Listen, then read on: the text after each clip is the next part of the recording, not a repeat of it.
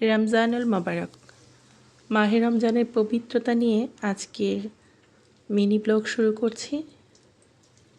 দেখতে দেখতে রোজা চলে যাচ্ছে।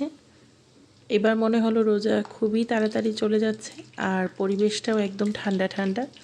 এখন বাহিরে একটু রোদ্রের তাপ থাকে, তবে অতটাও গরম লাগে না বাসার ভেতরে।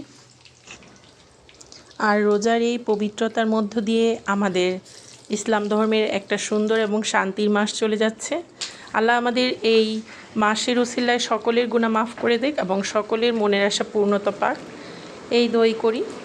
আর প্রতিদিন ইফতারিতে এই আইটেমগুলো থাকবেই, যত কিছু তৈরি করি না কেন। এই আইটেম আমাদের ঘরে সবার খুব প্রিয় এবং পছন্দের। আলুর চপ, বেগুনি, পেঁয়াজি, ছোলা বুট আগে আমি ভিন্ন ভিন্নভাবে করতাম, এখন একসাথে কিছুদিন ধরে করি এবং একটু গ্রেভিটা ঘন রেখে একটু হালকা গ্রেভি রাখি। এতে মুড়ি মাখানোটা খুবই টেস্ট হয়। আর বুট আমি সবসময় একটু বেশি করি, দেখা যায় একদিন পর একদিন রান্না করি। আর প্রতিদিনই অল্প অল্প করে কারো না কারো বাসায় ইফতার দেওয়ার চেষ্টা করি।